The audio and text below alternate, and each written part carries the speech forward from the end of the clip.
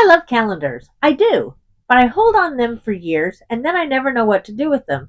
So one day I decided to look up what you can do with calendars and came up with three things where you can transform an old calendar into something new.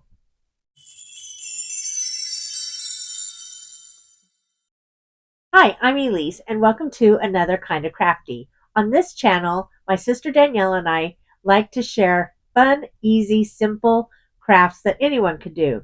Because believe me, if I can do it, you can do it. So today, I'm going to share with you three easy, fun crafts that you can do with old calendars to transform them into something new. You're going to want to stick to the end because I have a crazy way that you can reuse a calendar. So keep watching. So for this first craft, you're going to need scissors. I have the regular scissors with the straight cut. I also have these cute little fancy ones with the scalloped edges. I also bought at Walmart this magnet sheets. I thought they were be perfect for what I wanted to do. Then I have the self-adhesive laminating sheets. I didn't have a laminating machine, so I thought those would be good. And then, of course, you're going to need some old calendars that you have laying around. So one of my favorite calendars are inspirational calendars. I just think they're always so cute, and it's just a little bit of inspiration that you can have during the day. So for this project, we're going to use the back side of the calendar.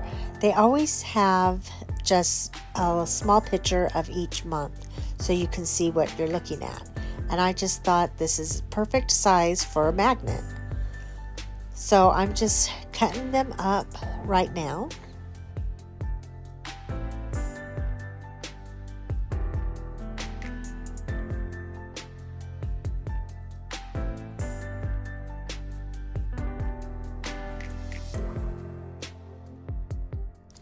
And this is perfect again for magnets because you get 12 on each calendar.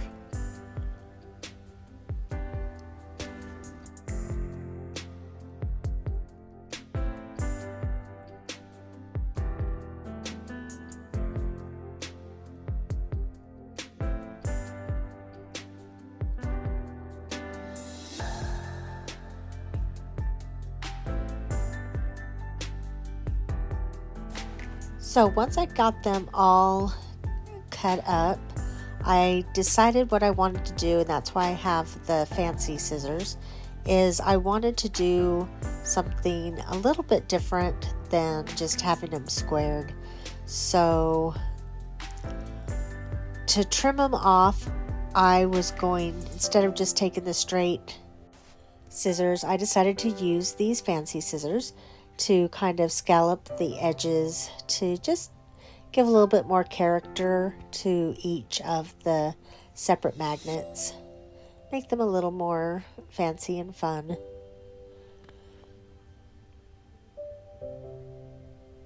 And this corner just didn't seem to really want to cut very well for some reason.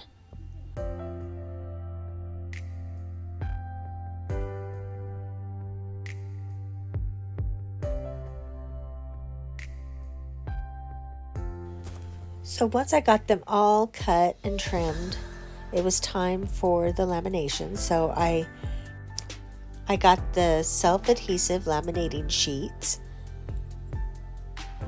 They're very, very thin, and they blend into everything. So they were really kind of hard to see. But as you can see, you can pull the back off, which exposes the adhesive. Then I just went and placed each of the little pieces on, so I had room to cut in between them.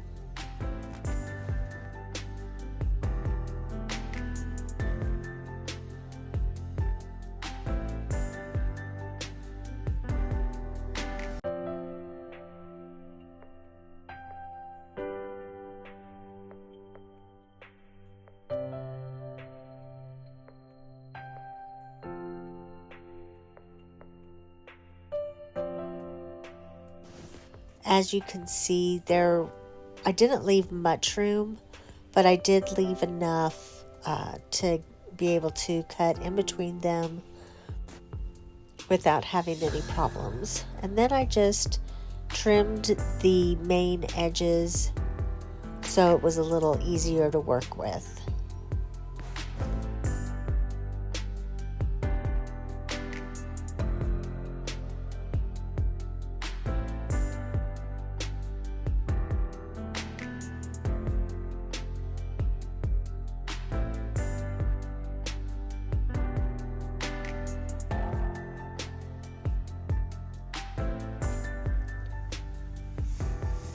Then I took the second sheet, took the adhesive off, and then just carefully set it on top of the squares that I set down. So I just lined it up the best I could and set it down. And then just kind of rubbed in between each thing and just made sure there were no bubbles and everything was as smooth as possible. Then I just cut in between each of the little sayings.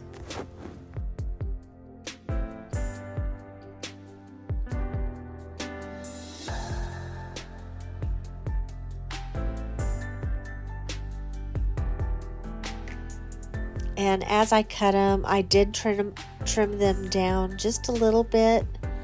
I didn't want to get it all the way to the edges. One, because they had the scallop, and also because they are self-adhesive. They do come apart a little bit. So I just continued to kind of press them together to get that adhesive to stick, and then just trimmed them down the best I could without cutting into the scallops.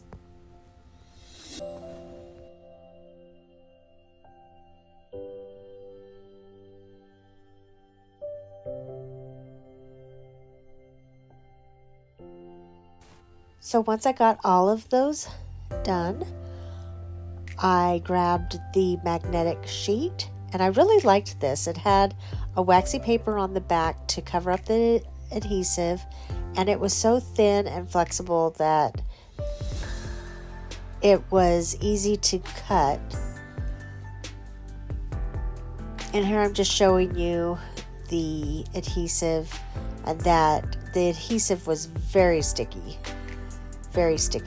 So I wasn't going to have to use any kind of glue to put that onto the back of my little sayings.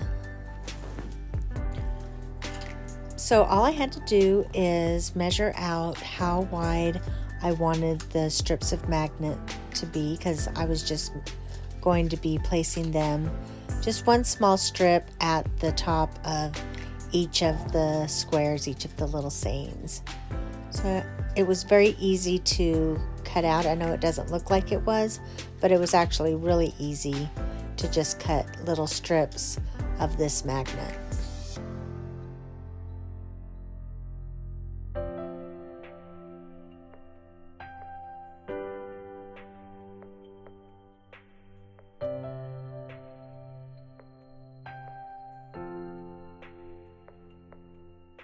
And like I said before, the adhesive on the back was very sticky, and it just made it super easy to put on each one, that I didn't even have to use any of the hot glue. So, and there they all are.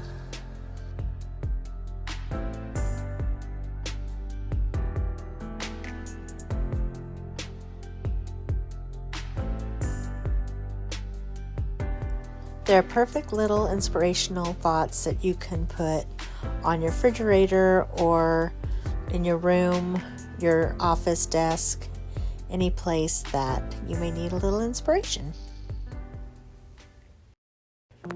For this next project, you're going to need a glue gun with glue sticks. You are going to need scissors or a cutting board. You're also going to need more of the self-adhesive laminating sheets. some cork for the bottom, and then of course your calendar. For this project, I'm going to be making coasters. So as I was looking through my calendars, I thought this would be the perfect calendar to make coasters from. I thought that the florals in this were really cute, and there were a lot that were kind of the same similar painting style, so I thought it would be perfect. So I just took the square that I was going to use for the coaster. I had previously cut them for a different project and just kind of matched it up to the picture to see what would be the best angle or just the best floral of it. So I picked out 4 separate paintings that I thought would be cute to cut the flowers from.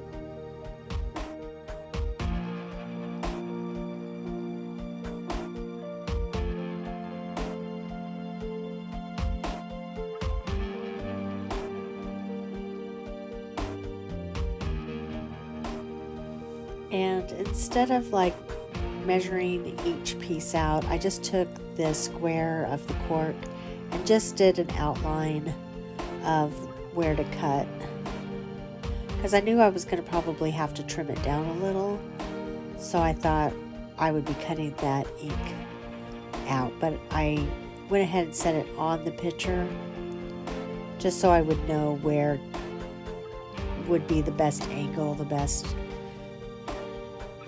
square to cut out.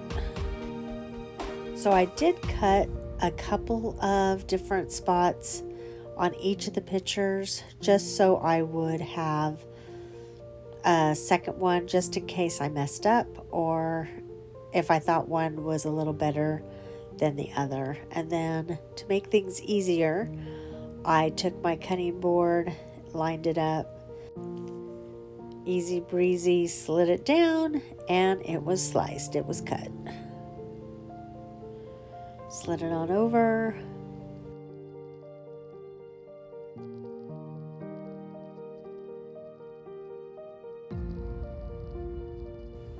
And did the next one.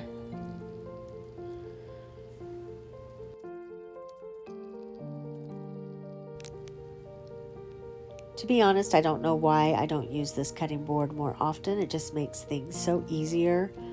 I know it looks like I'm having a difficult time, but it actually does make things a lot easier to cut. It makes it more of a straight line. It's not so wonky.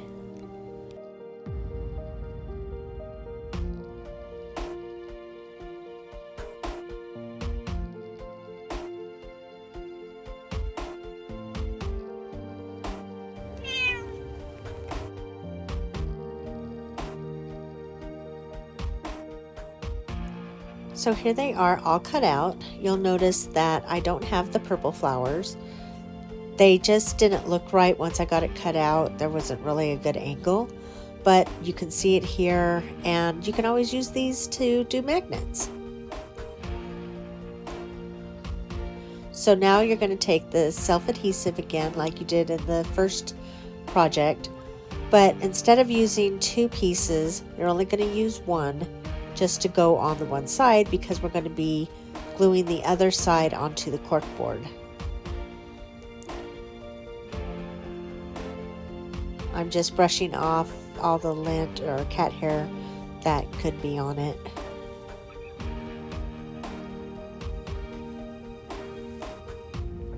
You're just going to take the back off like you did with the other, but this time you're going to, instead of laying them facing up, we're going to lay them facing with the picture on the downside, on the adhesive side, so because that's the side that's going to be showing after we get it onto the cork board.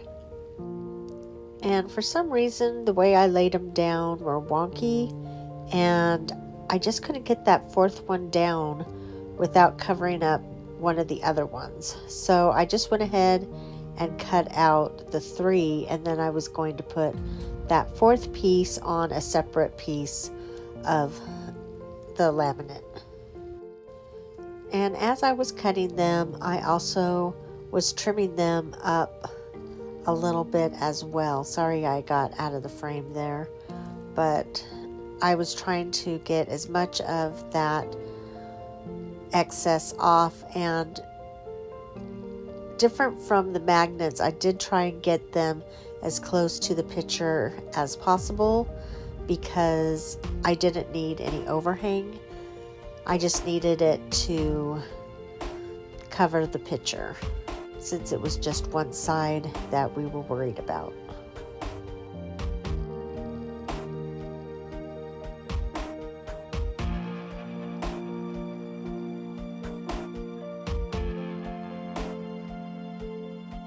So then you're going to take tacky glue or a glue gun or whatever glue that you want, and you're going to glue your squares, whatever they may be, onto your cork board.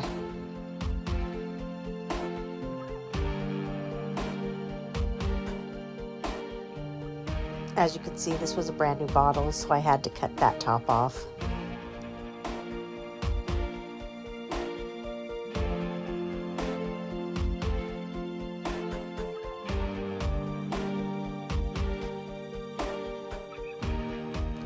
And once you get it on, you just want to really get it all over that cork.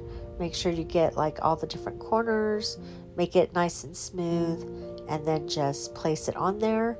But don't forget to take the backing of your laminate off, or that's what's going to get stuck, which I did forget. So you just want to like make it smooth, make sure there's no bubbles, and just like you can kind of move it around, make sure that it's not too far over, and then you're just going to trim that excess.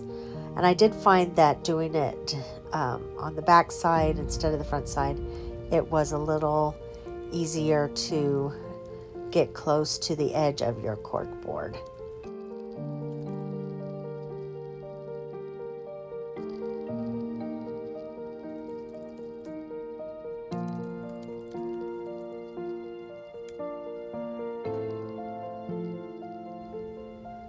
Again, you're going to want to take that backing plastic cover of your adhesive off. I did forget to do it on that first one, so just make sure you get that taken care of. Now, it is kind of messy doing the tacky glue, so I came up with this idea of spreading it around with a spoon. The back side, of course, because it is more smooth, and then you can really work that glue in. And your fingers don't get messy.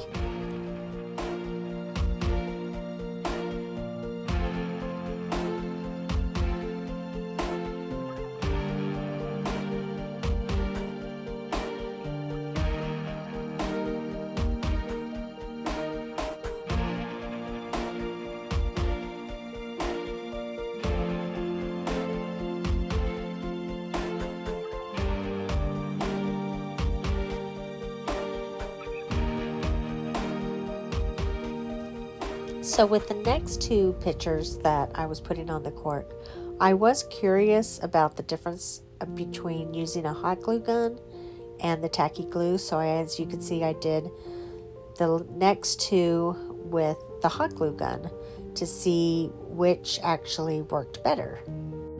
Once I got the glue on, I just repeated the same process as I did with the others, making it nice and smooth. So there you have it.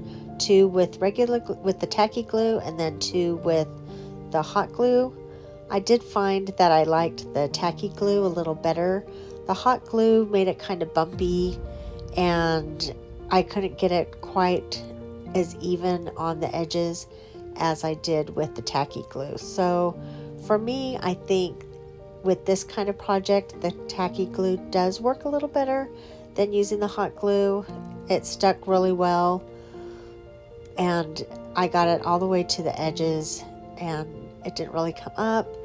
While with the hot glue, like I said, it was kind of bumpy and the edges weren't down.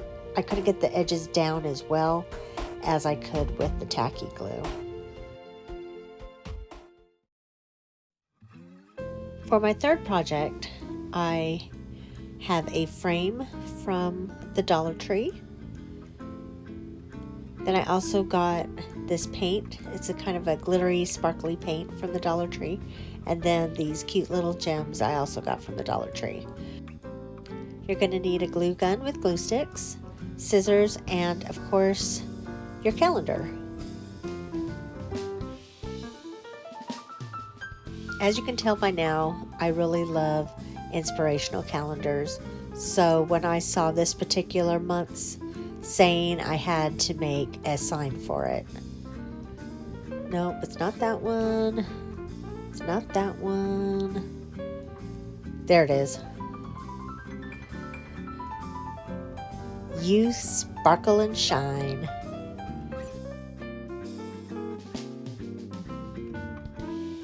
I just thought this was such a sweet, cute saying. I don't know why. It just makes me kind of smile and laugh or giggle inside.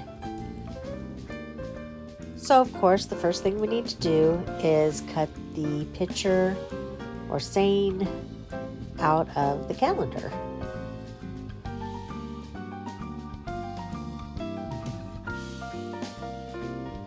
I wanted to get it as close to the edge as possible because I didn't really want to lose any of the saying or any of the picture.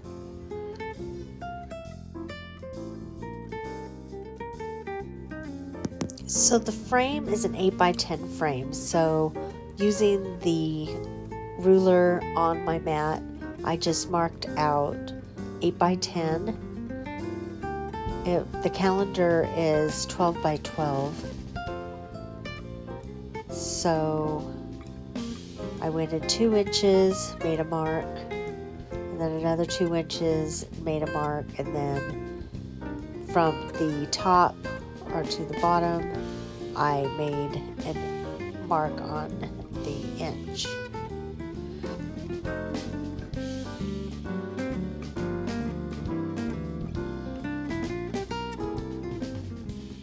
And then I was about to draw on the picture with the ruler of where to cut, and I realized I shouldn't do that, so I flipped it over and measured it out again. So I wouldn't show the pencil lines on the picture, just to be on the safe side.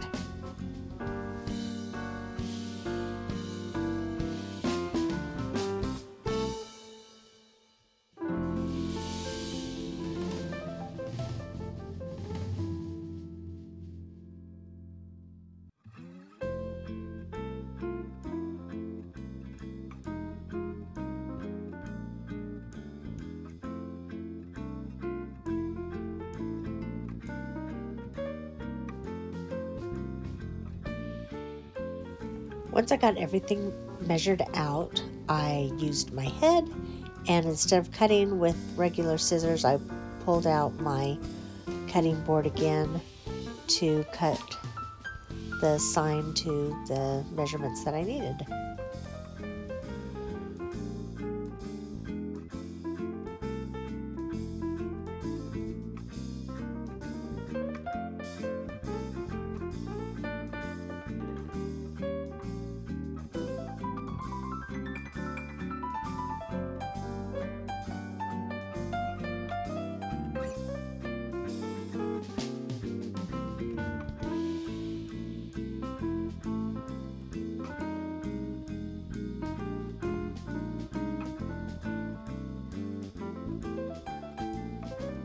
Now that I had my inspirational thought ready and cut out, it was time for the next step.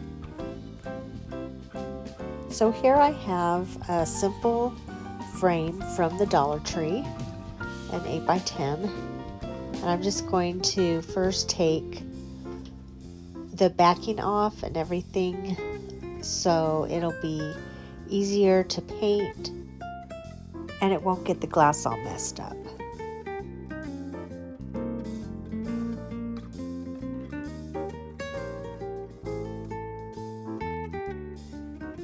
had to use the scissors to help get some of the little latches or metal backing up. Kids, don't do this at home. You don't want to cut yourself. Have your mom or dad help you.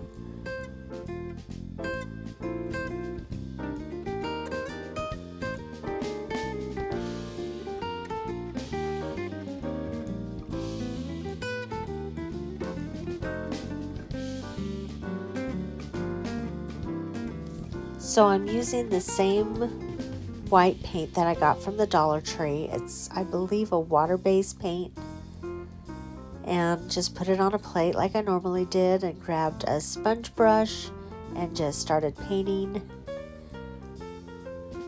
It turns out the frame I thought was kind of a wood or a plastic was kind of a metal, and so the paint wasn't really going on as well as I thought it would. It wasn't covering.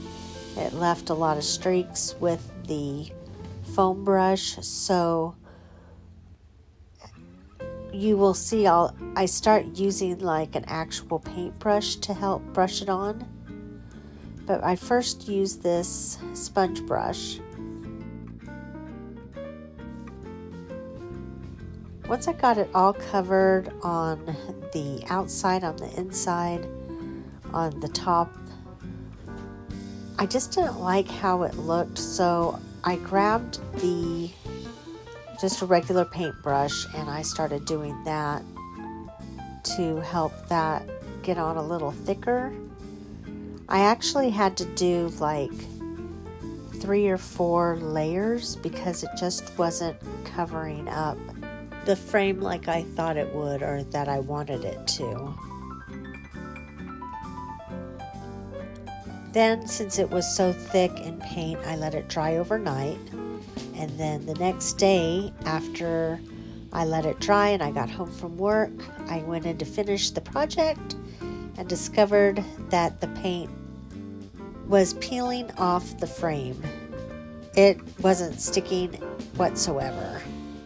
I guess I need to invest in learning more about paints and how they all work and what they can and can't be applied to. So then I had to come up with a plan B for what I wanted to do.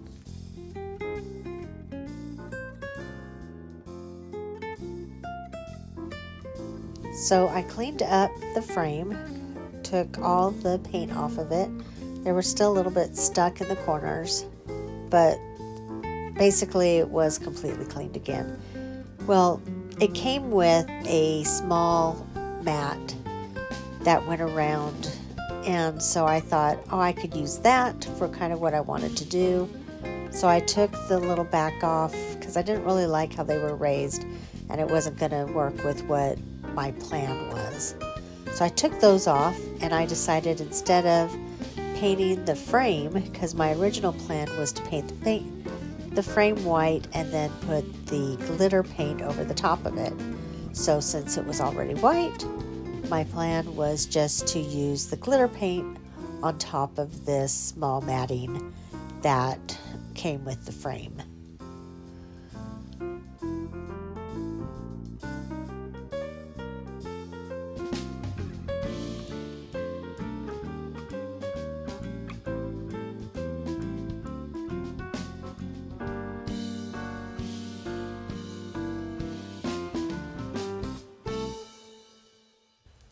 So the paint that I used, it was glittery, but it didn't show up as well as I thought it would onto the paper.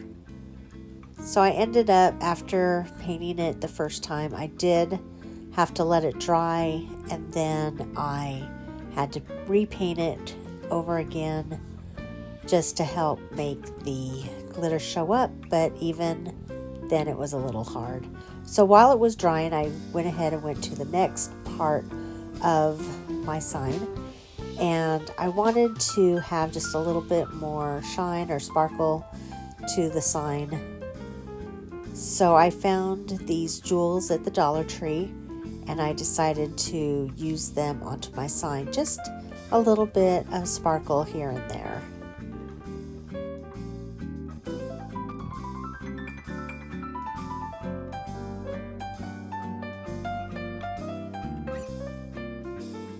So I just put a little dab of hot glue. Even though the gems do have an adhesive, I just wanted them to stick a little better. And they are really hard to see because I'm using the clear gems instead of the blue gems. But I just put them here or there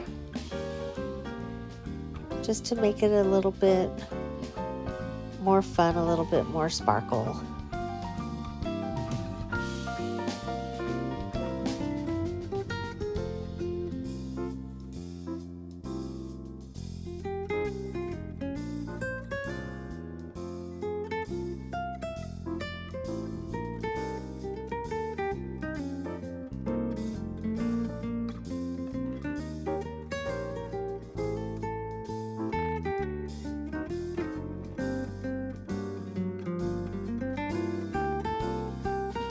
So I did decide on the eye that I was going to do a blue. So I have the clear on all the little spots, and then I put a blue gem on the eye. So then I decided to put the mat on, but as you can see, it was a little bit small, and it kind of covered up some of the words and everything. So I decided to put the saying on top of the mat instead. So it did have a little bit of a border, a little bit of a sparkly border, but it wasn't going to be very much.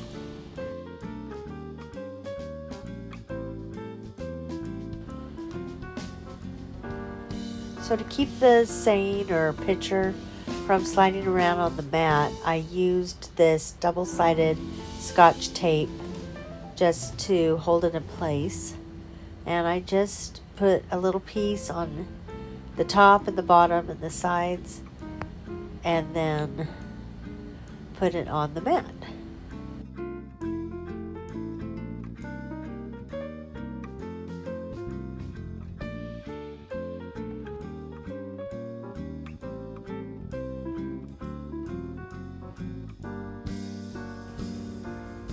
Of course, anytime you have a picture, you're going to want to clean the glass really good so there won't be any fingerprints or any marks before you put the picture and the frame, everything together. So I just cleaned it up the best I could.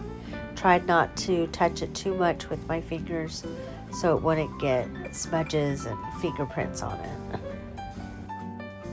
So now all I had to do is put everything back together. So I just grabbed the frame and the glass, put the glass in first. I was a little afraid that the gems were going to cause a problem and it wouldn't be able to really work with the glass, but it ended up working. Put the back on and then push the little metal holders down, and it was done. I was a little concerned when the paint didn't come out right and it flaked off the frame, but considering that, I think that it did turn out pretty cute and I like it. So here's a bonus that you could do with an old calendar. While going through my calendars, I found this really cute Coca-Cola calendar that I really enjoyed, that I got back in 2014, which was 11 years ago. And if you compare it with today's calendar, the dates are the same. So if you're like me, keep a hold of your calendars for 11 years, you can reuse them. So there you have it. 3 simple, fun crafts that you could do with an old calendar. And I know one of them was a complete fail, but I think they all turned out pretty good, especially my magnets. I've had so much fun with those magnets. I've been giving them out to people at work just to give a little inspiration during the day. So, anyway, I hope you like these projects. Like I said, I had fun, even though one didn't turn out. But, that's why we're called kind of crafty. Because if we didn't have a fail once in a while, we would be like Martha Stewart or something. I don't know. But anyway, I hope you like this kind of content. If you got value out of this, please give it a big thumbs up. And please don't forget to subscribe and push that bell notification because when the next video comes along, you'll be notified. So until next time, I hope you have a great day, a great week, and I'll see you later. Bye!